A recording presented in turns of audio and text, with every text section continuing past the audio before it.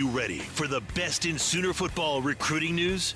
Then it's time to get locked in with Parker Thune and Grayson Singleton.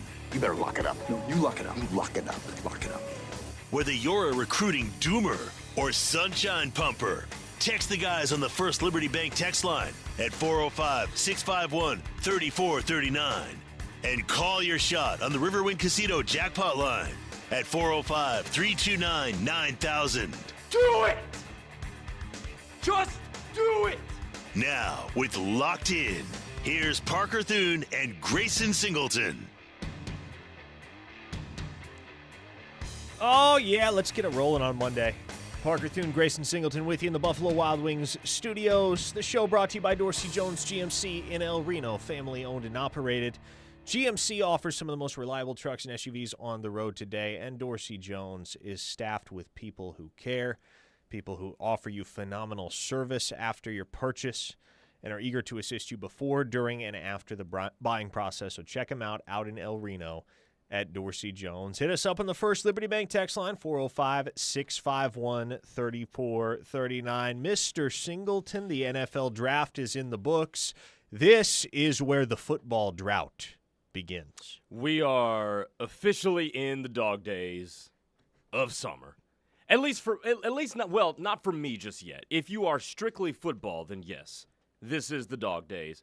I still got NBA playoffs, so I'm still set.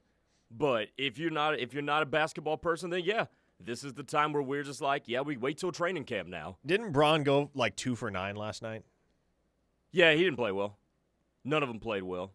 I will say it was pretty cool seeing Twitter over the weekend, though. 90% of basketball Twitter proclaimed Braun the GOAT, though. Really? I don't know if you were on that side of Twitter at all on Saturday. 90% of basketball Twitter? That seems like a high figure. You were not on Twitter on Saturday, and Friday night, clearly. Oh, man. That aside. Yeah, no, last night was rough.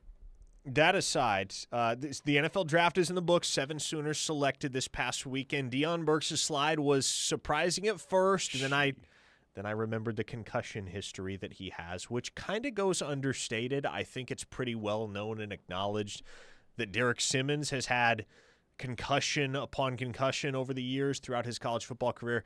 That isn't quite as prominent of a talking point with Deion Burks, and I had frankly forgotten about it until Saturday, but the further and further he fell, the more I felt inclined to dig into what could possibly be the reason for the slide. And once I recalled, oh yeah, he did have a multiplicity of concussions over the course of his time at Purdue at Oklahoma, it made a lot more sense. He eventually, or I should say his slide eventually did end in the very final round of the draft, round 7, pick number 254, I want to say, to the Indianapolis Colts. It was at the very, very end, man.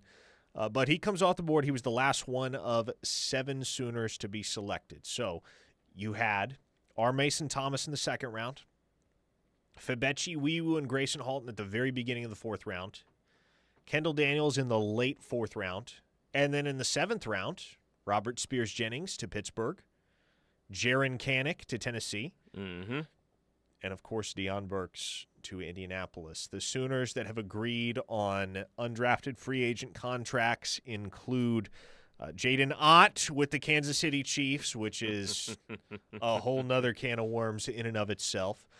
Dominic Williams is headed to Arizona. Marvin Jones Jr. to Seattle. And who am I neglecting to mention here? Who else is there? Keontez Lewis to Tampa Bay. There you go. Keontez Lewis going out to Tampa Bay. So 11 Sooners at least right now going to be in training camps this fall. And, man, I think Saturday the biggest news was not Jaron Kanik going 20, 25 picks earlier than he was expected to. It was not Deion Burks' slide finally ending. It was, wow, DeMarco Murray actually wants to run this thing back with Jaden Knott? Hey, look, man, I listened to Dari and Josh break this down earlier today. I listened to Dari's rant. I will say, I guess I'm still going to be alone on this island of seriously questioning what the hell happened between Jaden Knott and the entire Oklahoma infrastructure. Because ever since the season ended, everything would tell you that there's another layer to this story that makes people really uncomfortable. I don't know what it is, But now that the fact that DeMarco Murray, because here's the thing, the Chiefs would not hire DeMarco Murray. DeMarco tell them, hey, I hate this dude, and then they go get him. That's not going to happen. So something else, and I'm still going to stay on this, something else happened at Oklahoma. Not accusing anybody. I have no reason to accuse anybody. But the whole Jaden Knott took his money and run seems like a very overly simplistic explanation for a situation that seems to have more layers on it. Because the more and more we move away from the season, the more evidence we get to there being something else that went wrong. The whole thing just gets weirder and weirder and weirder. And there's no question, Cal Jaden Knott is going to make the 53 in Kansas City. Mm-hmm. Oklahoma Jaden Knott won't sniff it. So which Correct. version of Jaden Knott are we going to see? The Chiefs obviously have Kenneth Walker atop that depth chart. Emmett Johnson, the fifth-round selection from Nebraska. I'm surprised they managed to land him in the fifth round. Emmett Johnson was another guy that I figured would get snapped up a lot earlier than he did. But Jaden Knott, best case scenario, absolute best case scenario is probably third string in Kansas City if he makes the 53. We shall see. But you have that, had some shake-up in the Oklahoma 2027 recruiting class this weekend. Now, we are expecting a commitment today. We're expecting an announcement today from three-star defensive tackle Sione Falila out of Oak Hills High School in Hesperia, California. Oklahoma is the leader there. Oklahoma has been the leader there for some time. They're expected to get the pledge from Falila, but they lost a commitment over the week. Falila was poised to become Oklahoma's 21st standing verbal.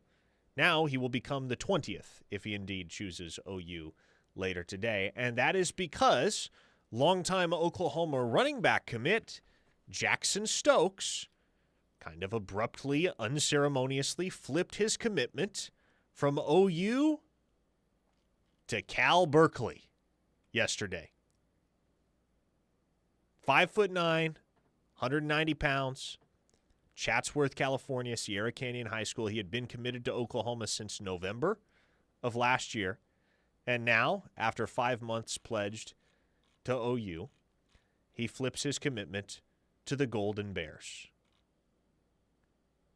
He flips his commitment from the school that Jaden Knott concluded his college career with to the school that Jaden Knott began his college career with. Man.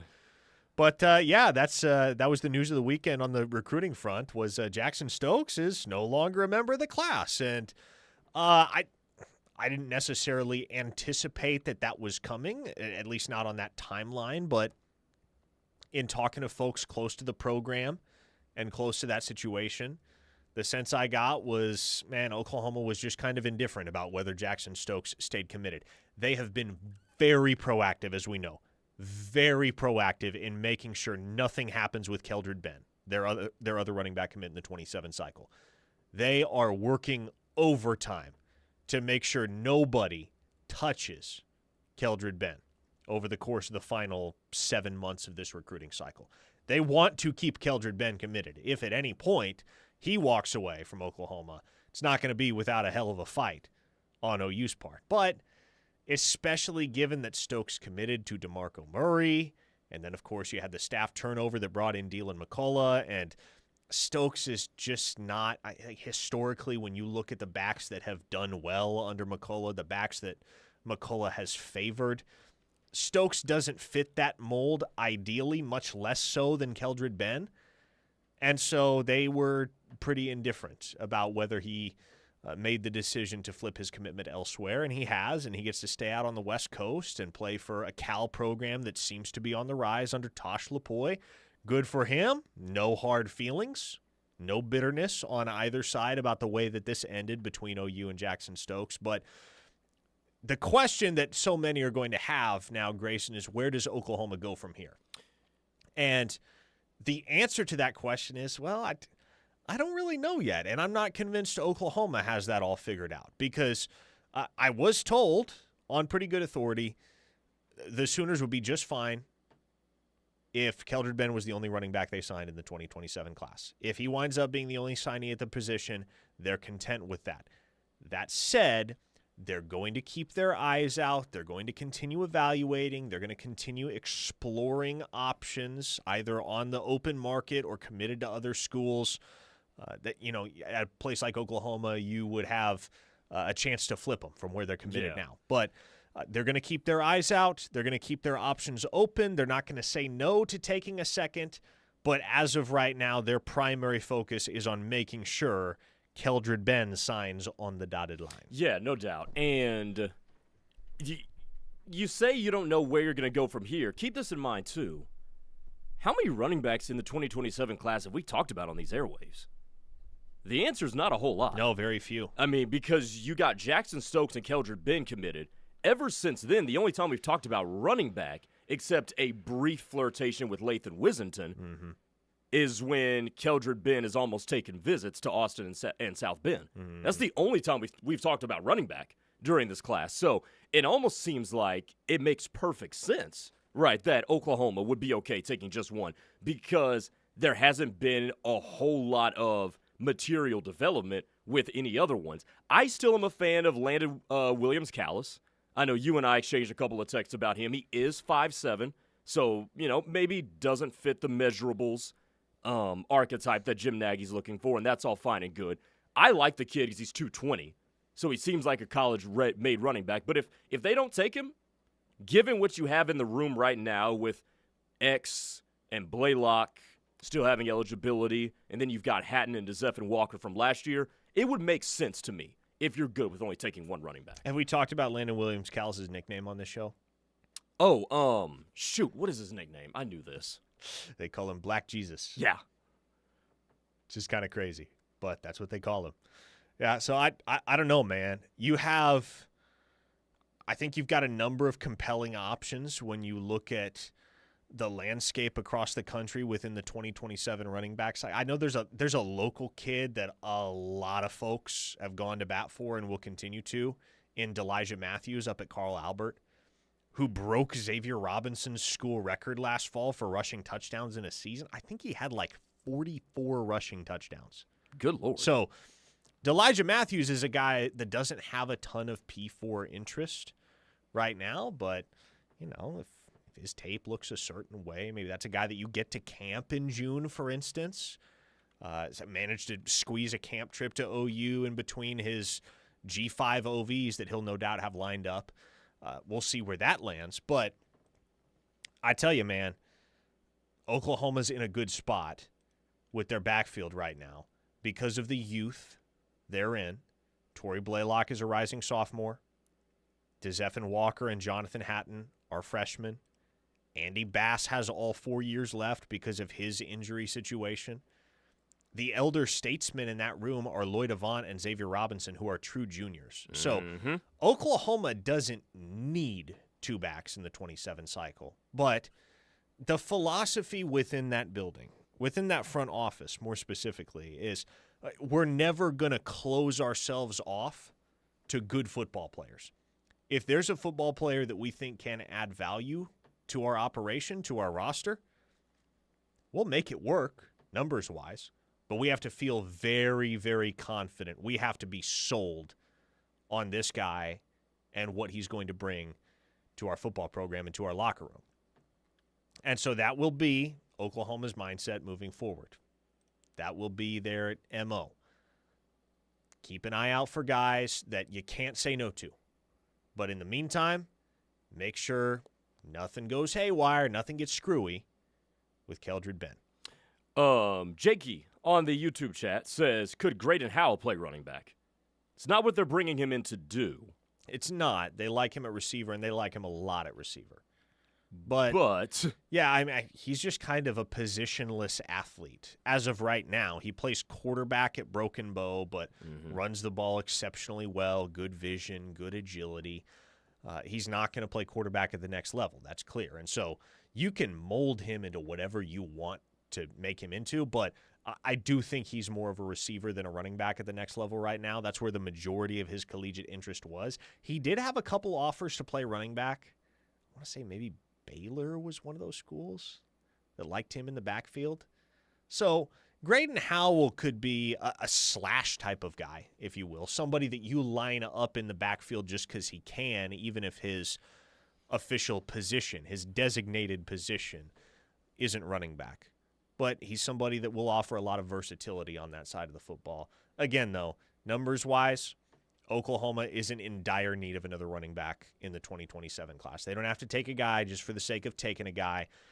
It would have been nice, Grayson, if this had all transpired a couple months ago when they still had a shot at Lathan Wisington. Because Keldred Ben and Lathan Wisington, that is a dream class. That is a better class than Jonathan Hatton and DeZephan Walker, and that's saying a lot. Oh, yeah. That is an unbelievable class because I firmly believe, all respect to Sherrod Baker, who committed today to Texas Tech. Yep. But I think Lathan Wisington and Keldred Ben are the best two running backs in the state of Texas. Not going to fight you. Cycle. Sherrod Baker included, I would not fight you on that. Those two are studs. But now you have Wisington committed to Notre Dame. Oklahoma is probably not going to be able to talk him off his pledge to Notre Dame. Okay, yes, Dylan McCullough coached there. He's uniquely qualified to recruit against Notre Dame, but even so, there's already the framework of a transaction there between Lathan Wisington and Notre Dame. I guess that's the best way to say it. That's probably not changing, and not changing for a school in Oklahoma that just kind of toyed around with Lathan Wisington for a while and didn't really push for his pledge, but stayed in touch with him. If he were going to flip, it would probably be to Florida or Texas or Georgia or one of those schools that put a lot more emphasis on recruiting him early in the process when he was still uncommitted. Okay, 405-651-3439. Much to discuss over the course of the hour here on Locked In. Parker Thune, Grayson Singleton here with you. Hit us up with your texts, comments, opinions, any questions you have. We'll field them all via the First Liberty Bank text line. Keep it here on the Ref, the home of Sooner fans. We'll be right back. Locked In is brought to you every day by Dorsey Jones GMC in El Reno. Dorsey Jones GMC is family-owned and operated with a knowledgeable, low-pressure sales staff here to help you through the buying process and half-price oil changes on Saturdays. Visit dorsey-jonesgmc.com for more information. Have you or someone you know suffered a loss to your home or business from the recent storms? Before you accept a settlement, call Brown O'Haver at 405-735-5510. Brown O'Haver is a local-based company helping Oklahomans with claims since 1988 with preparation and expert analysis detailing your loss and insurance settlement. As your trusted consultant, Brown O'Haver can give you peace of mind and make sure you're getting what's yours. Call Brown O'Haver today, 405-735-5510, and make sure they're working for you. This is Mark Van Hoos, owner of Van Hoos Fence. Van Hoos Fence has years of experience and proven superior performance, kind of like a certain head ball coach. We know Van Hoos Fence offers the best value and service for your residential, commercial, or sports fencing needs. Whether it's a new install or repair work, let Mark and his team at Van Hoos Fence be your trusted resource. Call us today at 405-735-1167. Save yourself from Googling it up. Go to vhfence.com. They will work with you in a great way.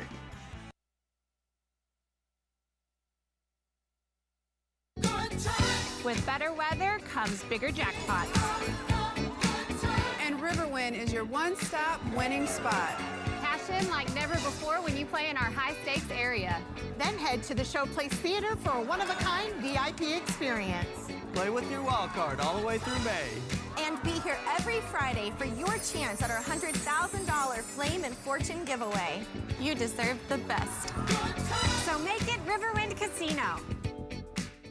For the professional, it's not enough to just possess knowledge. That's why at GMC, we seek to refine it, to wield its power, to redefine its boundaries, while pushing the limits. And we put this knowledge to the test in every GMC Sierra by engineering each one to outperform your expectations. So you know you're getting precision and durability when you need it most. And that's what makes the GMC Sierra the truck worth knowing. We are professional grade. See your Oklahoma GMC dealers. Norman mornings start at Neighborhood Jam. Whether you're craving sweet or savory, classic pancakes or chorizo burritos, we've got breakfast covered. Open 6:30 to 2:30 daily. Join the wait list on Yelp before you arrive. Neighborhood Jam on Main Street in Norman. Brunch that brings good vibes every time. Start your day with the Jam, your local breakfast destination. Tune in every Friday to hear more about the Hal Smith Restaurant Group during The Rush and the Dari Noka Show here on The Ref. Hey, it's Tyler McComas for Norman Air and their $49 AC tune-ups. When your air conditioner starts struggling, a quick tune-up can make all the difference. Just listen to this testimonial. I called Norman Air for their $49 AC tune-up, and I'm so glad I did. The technician showed up right on time, checked everything, and explained what he found. Hey, Ref Army, right now, Norman Air's AC tune-up is just $49. So call Norman Air today or schedule online at normanair.com. Norman Air, service to the max. Ladies, a girls' night or date night is calling. Mom Prom is 7:30 p.m. May 2nd at the Noun Hotel in Norman. This 21-plus dance features great music, yummy cocktails, appetizers, and a keepsake to remember the night. Tickets are only $25 while they last. Pre-order your exclusive Mom Prom t-shirt and secure your spot now at rec.us/City of Norman. Bring your dancing shoes and celebrate Mom in style. What if comfort could feel like coming home?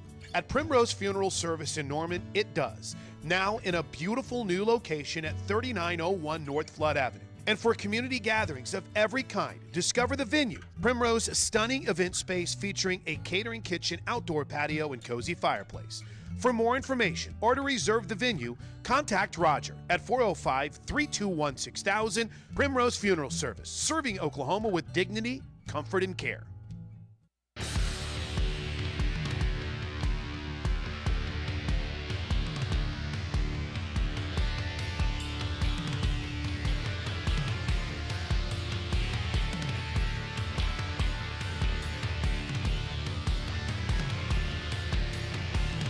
Man, it's been in the news cycle for a couple hours now, and Steely and I already talked about it, Grayson, but what do you think of this whole Brendan Sorsby situation? Texas Tech is in a world of trouble right now? Oh, man. I mean, what is it reported that they gave him somewhere around $4 million? If it wasn't more than that, yeah, I don't know what the exact number was. That might be putting it conservatively. Yeah, it was a hefty price. That's an issue. I don't know how long it takes to go through rehab for a gambling addiction, but, I mean, look, if this is a problem, I will give him credit. I will give him credit for this because step one to fixing a problem is realizing that you have one. So, good on him for realizing, hey, I got to take some steps to figure this out because this is something that could cause him a problem for his career down the line. So, if he needs to get that fixed, go ahead and get it fixed. Hopefully, because I root for everybody, I root for young people. Hopefully he gets it fixed before the season and he's ready to go. Absent any wrongdoing in terms of gambling on college games or whatever. But, yeah, man, just you hope for the best. But, man, if you're Texas Tech, what's your plan B? Because right now, Houston, we have a problem. He may not be eligible this fall. He may not play this fall. Yeah. That's very much on the table. Mm-hmm. He may have to enter the supplemental draft. That's being talked about right now, which he would get selected in the supplemental draft. He'd be just fine. Oh, 100%. If he had to go to the NFL, he'd be just fine. Yeah. It's not ideal, kind of like the whole Owen Heineke thing. It's not ideal if you have to go to the NFL, but you're going to the NFL, and you're going to have a landing spot. But, man. Talk about another weird situation. Yeah, the backup plan for Texas Tech is one of two options. You have Will Hammond, who's going into his redshirt sophomore year with the program, record-setting prep quarterback from the Texas ranks down at Hutto High School in the Austin area, excuse me. And he's been okay in the limited playing time that he's seen at Tech. Made a couple starts last year, as I recall, in the absence of Baron Morton. But he himself is coming off a torn ACL. And so there's some question as to whether he's going to be ready for week one. The other option is a local kid that should be well known to everybody here in the state of Oklahoma, especially those out in Green Country on the east side, and that's Kirk Francis. Metro Christian alumnus, Kirk Francis, who started out his college career as a walk-on at Tulsa, wound up starting for that program and playing pretty darn well as a true freshman, a walk-on true freshman, and parlayed that into a scholarship spot with Texas Tech this past offseason. He's got 2 years of eligibility left. We'll see, man. It might be the Kirk Francis show at Texas Tech come week one at this rate. And look, if you're Texas Tech, here's what you have going for you. Whoever the quarterback is, you've got a squad around him. because they've spent money to accumulate talent on that roster. So whoever it is, they'll be set up. It'll just be a matter of can they make the reads and make the throws and conduct the offense. We'll see. Zach from Guthrie opines, that was not his idea. That was Tech telling him to do this, hoping they could get him back before the season starts. Who checks into an inpatient rehab for gambling? I mean, I don't know, Zach. Maybe it was Sorsby's own recognizance. Maybe it was the program doing damage control. The reality of the situation is Sorsby's availability for Tech this fall is suddenly very much in question. Mm-hmm. And so that's going to be a very intriguing storyline to track because that drastically impacts the outlook for Texas Tech in their season. Because Brendan Sorsby was supposed to be the guy. Mm-hmm. And he was brought in to be the guy. And they paid him to be the guy. And now suddenly if you're rolling with Will Hammond or Kirk Francis, and as much as I like Will Hammond, as much as I like Kirk Francis as quarterbacks, man, they're not quite Brendan Sorsby. It's kind of wild to think how much Texas Tech's win probability, or not win probability, but projected win total in Vegas has the chance to shift if we find out that Brendan Sorsby isn't going to be able to take the field for the Red Raiders this fall. I mean, it shakes up the college football playoff outlook, shakes up the Big 12 outlook as well. Joe Bob from Louisiana says, I don't think there is an NFL supplemental draft anymore. Isn't the supplemental draft kind of the type of thing where it doesn't happen unless there are guys that need to enter it? And so, as I understand it, you can correct me if I'm wrong, and I'm not an NFL expert, but as I understand it, the supplemental draft is kind of specifically reserved for cases like this, guys that can't enter the traditional draft for one reason or another, but are draftable caliber players. And isn't it the case that NFL organizations have to basically sacrifice a draft pick in their coming class in order to get a guy in the supplemental draft? Maybe I have a misunderstanding of the whole process, but basically it's an opportunity for guys with unique circumstances to get a shot to play in the NFL, but the organization that signs them, that quote-unquote drafts them, has to give up a draft pick in the next spring's draft in order to make a supplemental selection. So here is the AI overview to answer your question. Oh, no. Yes, the NFL still has a supplemental draft technically, but it's rarely used. The league has not held a draft or selected a player since 2019, with The Athletic reporting that the NFL officially canceled it for 2025, marking another consecutive year without the event. The last selection was selected by the Arizona Cardinals in 2019 by the name of safety Jalen Thompson, who is still in the league, by the way. Okay. And is a pretty good player. But is my understanding correct that, again, most years you don't have a supplemental draft because there aren't players with quote-unquote unique circumstances that are draftable or would be draftable if they fell in the same pool as standard draft-eligible players?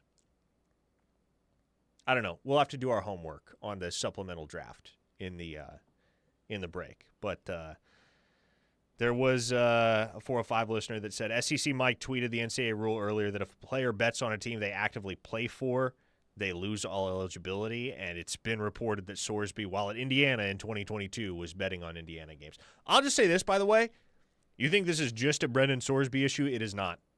I promise you, there are so many more college athletes that gamble on college sports than you realize.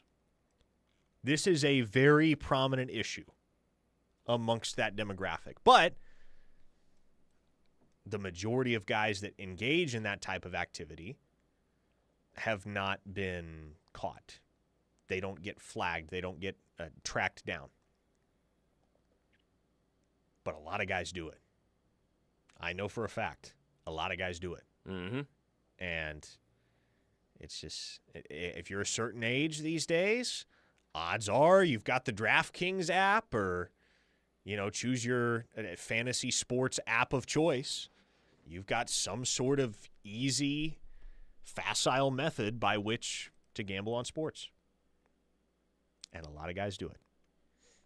Yes, Rob Booman, amen to this. The most famous supplemental draft pick was the boss. I forgot he was a supplemental draft pick, too. Mm-hmm. And the reason he had to go in the supplemental draft was because Barry Switzer essentially told him, you're not returning to Oklahoma next year. So he didn't want to leave, but he was asked to leave. And so he wound up a supplemental draft selection of the Seattle Seahawks, where he played his entire NFL career. Mm-hmm. What else we got today? Oh, yeah, Jason Witten. Jason Witten out on the trail yesterday made a stop that intrigues me. He was in Jenks yesterday. And the reason he was in Jenks was to check in with a prospect. And let me tell you, Grayson, this kid, I can't recall whether we've talked about him on this show or not. I love this dude and think he might be the most underrated player in the entire state of Oklahoma. Have we talked about Braxton Daniel on this show? No, we haven't. Okay, we need to. Okay. Because Braxton Daniel, to me, if I am in that room making these decisions on behalf of the illustrious University of Oklahoma, if for whatever reason Ben Kolar does not want to jump on that second tight end spot in the 27 class alongside Seneca Driver, if for one reason or another things don't come together with Ben Kolar, whom we know is Oklahoma's really only target right now, only legitimate target for that second tight end spot in the class, if things don't come together there, the guy I am going all out for is Braxton Daniel. And I think as of right now, he is still unrated. I don't think he has a ranking yet. But that's correct. This kid's got offers, and he's got some pretty big ones. He's going to OV to SMU. Believe he's going to OV to Oklahoma State. There are numerous other P4 schools involved in his recruitment. But you flip on this kid's tape, man, it's hard not to be really, really fascinated by the prospect of what he could become at the next level with the proper development. Because at 6'4", 210 pounds, he is a really good mover, and he is a big play machine. To the tune of, get this, 16 catches as a junior. And maybe that's why the interest from the big-time P4 schools hasn't come his way. It's just because there's not a ton of production. But you want to know what he did with those 16 catches? He turned them into 545 receiving yards. Yeah. That's almost 35 yards a catch. Every single one of them was a chunk play. Basically. I think he had, 6 touchdowns out of those 16 catches? Yeah, give or take. So he lines up in line a lot. He's not the modern flex tight end, at least not in its purest essence. He'll line up in line. They'll split him out wide. They'll do a lot with a guy like that because there's a lot that you can do with a guy like that, especially in a state like Oklahoma where guys like that don't really grow on trees. But I'm just fascinated by this kid's athleticism and just natural big play inclination. Mm-hmm. And I think if Oklahoma doesn't wind up with Ben Kolar, I would not mind seeing this dude in Oklahoma's class. And I'm encouraged to know that Oklahoma appears to have some level of interest in at least keeping tabs on him. So a couple of things here. Number one, he does line up more in line than most guys these days. They use him in a variety of ways, to the point where I watch his tape. I've got it on right now.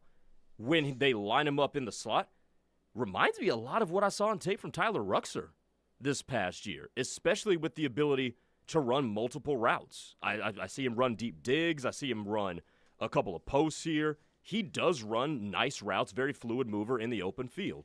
Now, here's the question that I have for you coming out of this, though. Mm-hmm. Do you think Oklahoma would be able to make up ground in his recruitment? Because right now, Oklahoma State looks like they're in a really good spot for him.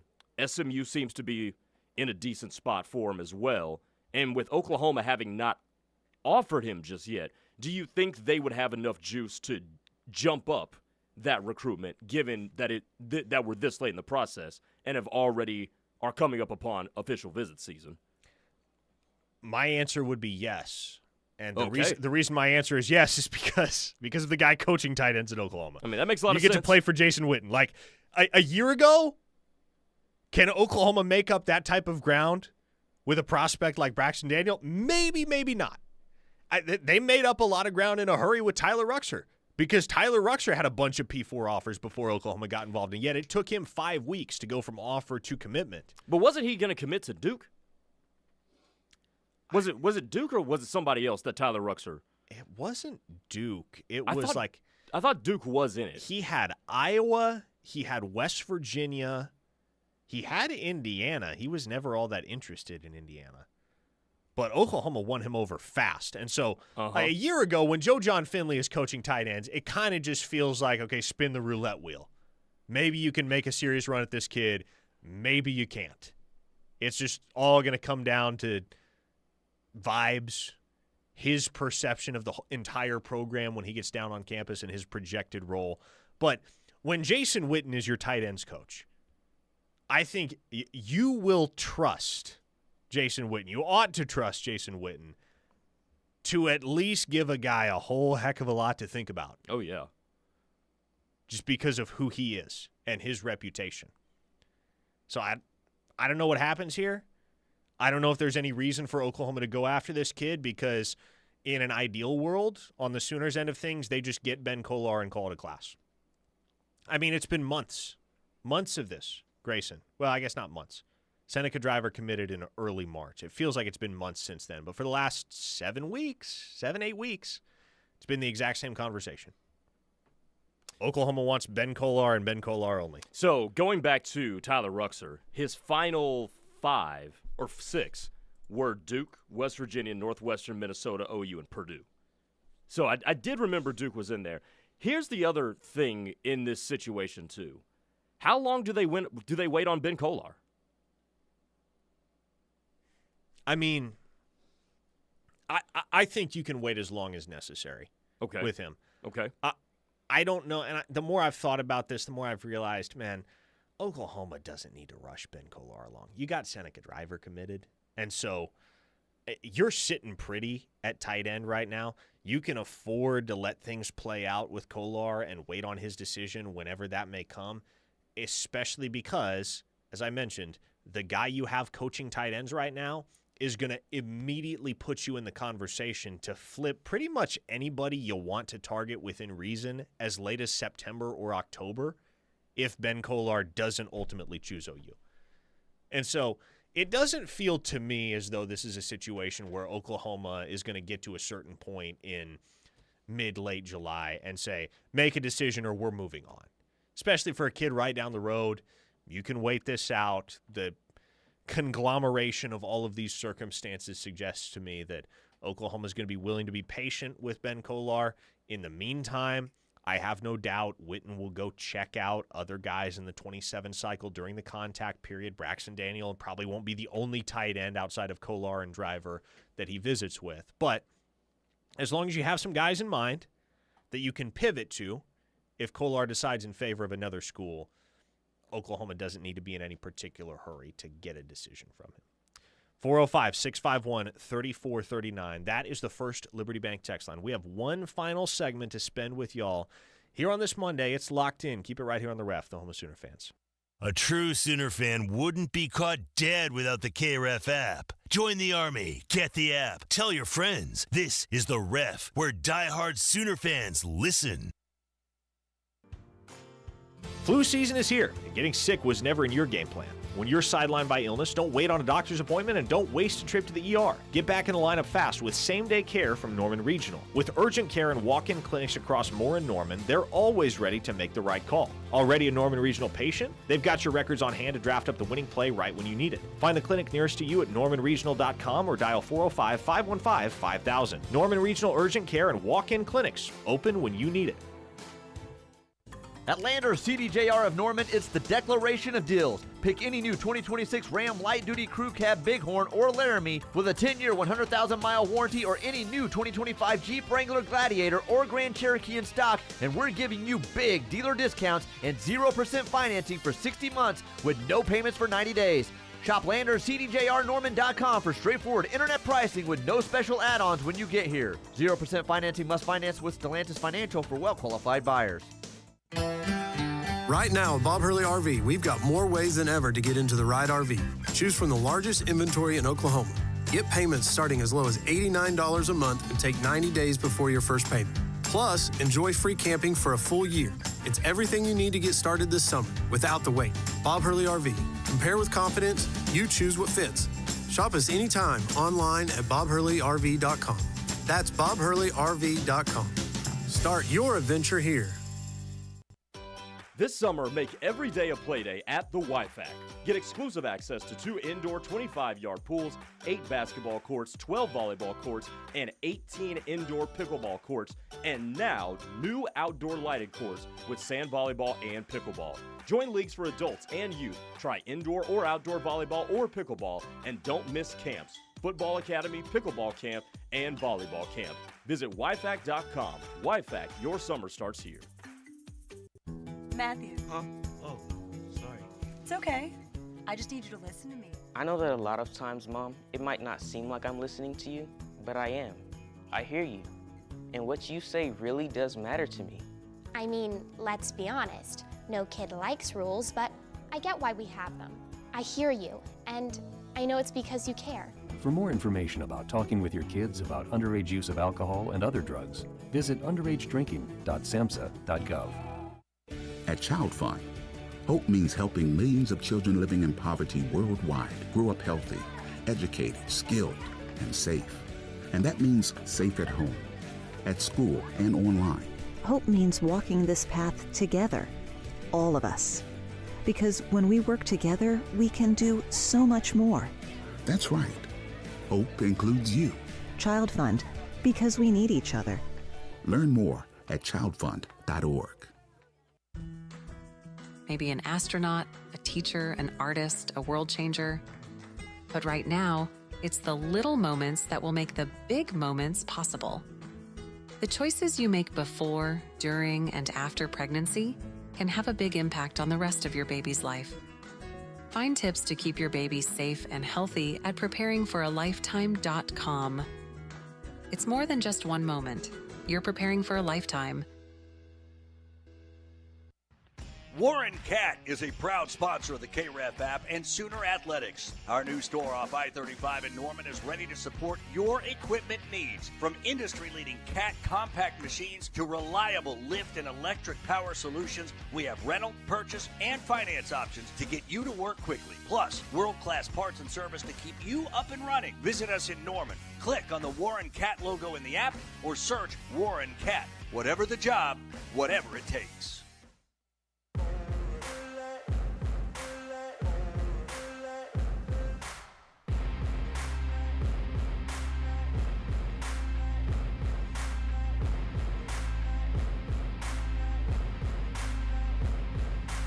Hit us up on the First Liberty Bank text line if you got questions. You're on Locked In. Parker Thune, Grayson Singleton talking OU football and recruiting with you every weekday in this 2 o'clock slot.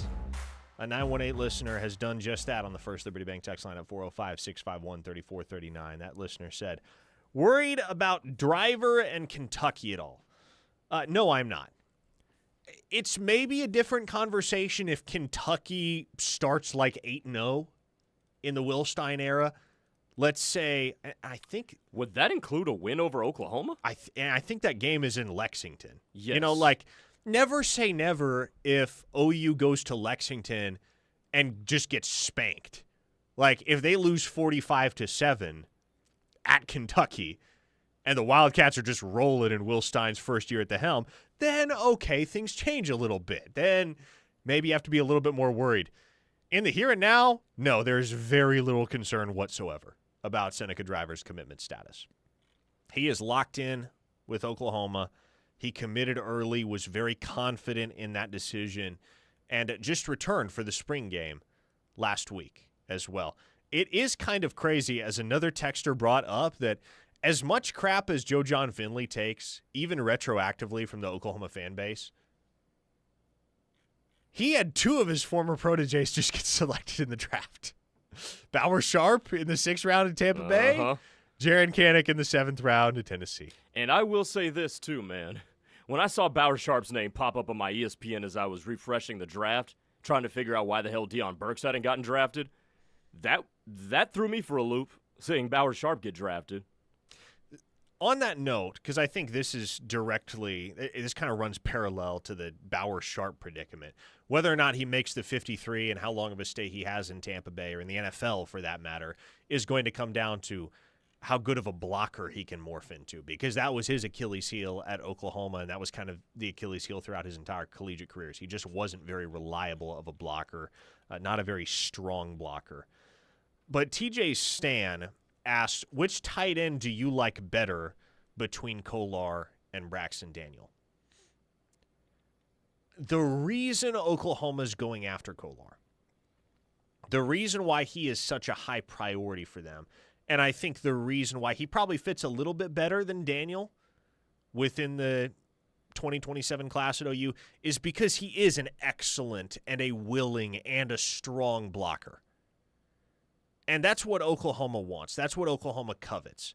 In the SEC, you want tight ends who can do both. Get you a tight end that can do both, right? Get one that can run routes, catch passes, but also just decimate dudes at the line of scrimmage in the blocking game. And Ben Kolar will do that. And he's built to do that, too. I'll tell you a story. Season finale, I'm pretty sure I've told this story before, but in case you've missed it, here it is. Season finale, regular season finale, this past year, Ben Kolar catches a pass on the first play from scrimmage and breaks his collarbone on the play. Stays in one more play, throws a block on a running play before exiting the game, and then we find out later in the week that he's got a busted collarbone. Yeah. But tough blocker, willing blocker is the appropriate word to describe him. He wants to throw himself in there and get down and dirty. And Seneca Driver has a ways to go in the blocking department. Like, if we're looking at Oklahoma's tight end board, guys that are committed, guys that are targets, guys that could wind up being targets, just across that entire spectrum right now, I would say Ben Kolar is the best blocker of the bunch. And sure. That's what's going to give him a shot to contribute early at Oklahoma. That tight end room is deep, man. And it's crazy because we were saying the absolute diametric opposite of this a year ago. But just to see that the way that tight end room has transformed, and much has been made of the transfers in Hayden Hansen and Rocky Beers and Jack Van Dorsler with good reason. But you got Ryder Mix and Tyler Ruxer that the program has a lot of belief in as well. They think those guys are going to be something, and they're going to add something to that room. Maybe not here in 2026, but come next season when Hansen and Beers are off, hopefully to the NFL, who knows, man? It's going to be anybody's game. It's going to be anybody's job. I think the one that you have to consider the favorite at that point would be Jack Van Dorsler, knowing what we know now. But Trinae Washington is going to be in that conversation. I think Ruxer will be in that conversation. Cade McIntyre and Mix both have a chance to be in that conversation. So if you get Driver and you get Kolar, which is the dream scenario for Oklahoma, those guys won't be expected to make a tremendous impact in year one. Expectations will naturally be higher for Driver because as of right now, he is a 5-star prospect and the number 1 tight end in the nation. And so he's going to come in with massive expectations on his shoulders, courtesy of the general public. But if he doesn't touch the field in year one, it's fine by me. I think if he takes a year just to get the seasoning, get the polish that a kid like that's going to need coming from rural Kentucky to the University of Oklahoma, and then you can count on him being a menace in the year 2028, that's a fine outcome. I guess what I'm saying is, if he turns out to be a year one contributor, fine. I don't think Oklahoma's going to need that from Driver. And when it comes to freshmen in the SEC, you should be fine with them not seeing the field very much. Mm-hmm. I mean, I think the only position is like skill position players. Evan from Blanchard said, your boy Borkacher went crazy high in the draft. I guess blocking tight ends are in style now, and yes, they absolutely are. Remember when Nate Borkacher was almost a Sooner? Oh, brother. What was that, December of 2024? Oklahoma got Nate Borkacher to campus. He took an official visit. They thought he was going to commit and sign. Instead, he left town, decided to take another trip to Texas A&M before making a final decision, and wound up an Aggie. And, hey, He had a pretty dang good season. Made a game-winning touchdown catch against Notre Dame in South Bend. I think he only caught like 19 passes total, but where he made his hay for the program, where he carved out a role was as a blocker, and he managed to parlay that into a second-round NFL draft selection, which was absurdly high. Let's not get it twisted. He should not have gone that high, and it was probably the biggest reach of the entire draft. But the fact that a guy like that had a legit mid-round grade as somebody that played 6 years of college football and only recorded 417 receiving yards, I think what that indicates, Grayson, is that tight ends are back in style in a big way. Well, no, maybe that specific style of tight end. Okay, maybe so. Okay, there we go. Because tight end, I think, has been in style. I mean, shoot, they made a holiday for him, and tight ends have been cool with Kelsey and Kittle and all those other guys in the NFL. But no, the traditional tight end that's gonna catch maybe 35 balls in a year and not be split out in the slot like Kelsey and Andrews and Kittle are. Maybe that dude is back in style. That's a curious one to me, given that tight ends now are seen as dudes who, yes, can block, but also you're supposed to be a matchup nightmare for a safety and a linebacker. Spartan Sooner says, with how bad our tight end group had been, imagine OU having 3 tight ends drafted in 2 years if Hansen and Beers can get drafted next year. I tell you, man. Potentially. Like Hayden Hansen, if he has the season that I think is reasonable to expect him to have after 34 starts in the SEC, he'll be a draft pick. The interesting one is going to be Rocky Beers, though, because he's a 7th-year senior with a lengthy injury history who got healthy, fully healthy, for the first time last fall at Colorado State and had a breakout campaign. That's great. That gives him a shot. It gave him the opportunity to level up and go to a place like Oklahoma where he could play his way onto NFL draft radars more squarely than he ever could at Colorado State. And I think what he demonstrated in the spring game is that he can be a weapon for this offense. But, man, it's going to be so contingent upon the type of season that he has, because I don't think Rocky Beers is the type of guy that in a vacuum is just a draftable player. There are certain guys that in a vacuum are just draftable players. I don't know that that's the case for Rocky Beers. I think he has to play his way into being drafted this fall. Hayden Hansen would be a guy that you're referencing. Exactly. A guy in a vacuum who is, we're going to draft him because he's 6'7", 260 pounds, and we'll figure out the rest. And because he can block, right? That too. Yeah. And that was, if you listen to Jacksonville general manager James Gladstone defending the Borkature pick, that was the main point that he hit on is, hey, the NFL is shifting more and more towards these 12, 13 personnel sets with hefty tight ends that can block. And we wanted to make sure we got the guy that we wanted that fits that bill. And that was Nate Borkature. He did a hell of a lot of a better job defending his reach than Sean McVay did defending the Rams' reach of Ty Simpson. I don't know that Sean McVay really even tried to defend that. He certainly didn't try to conceal his feelings on the matter. Uh-huh. I like the pick, though, for LA. I do, too. I like Ty Simpson setting it up for him to be Matthew Stafford's heir apparent. Deval Sooner says, why would there be a supplemental draft for Sorsby, but if things turn south for Owen Heineke, he wouldn't be able to go in the supplemental draft? Again, I'm pretty sure that scenario is played out for Owen. No, like at this point, don't get it twisted. If things did go haywire and somehow the NCAA won that appeal, Owen Heineke could be a supplemental draft pick and probably would be. That would be available to him. But the NCAA ain't winning that battle. No shot. Owen Heineke's going to be wearing crimson and cream this fall. Christy, thank you. She said that OU Kentucky game is in Norman, unfortunately. Dang, that's tough. I was looking excited. forward to going to Lexington? I you know what? I need to sit down and I need to make sure that at this point I have the whole 2026 schedule committed to memory, because we're getting too close to the season for that not to be the case, and it's not that difficult of a task. Brother, it is April. I know. You got time. I know. But what I'm saying is, at this point, spring ball's over, man. We're at a certain point in time, very soon, all we're going to be talking about is the season ahead. And so I am looking forward to going to Lexington. I have never been to Lexington. It's been a long, long time since I was in the state of Kentucky, period. I like seeing new places, experiencing new things, especially in the great conference that is the SEC. So I guess Oklahoma's first trip to Lexington will have to wait. It's not going to be this fall. But I look forward to making that trip whenever it does occur. With that, folks, we bid you adieu here on this Monday installment of Locked In.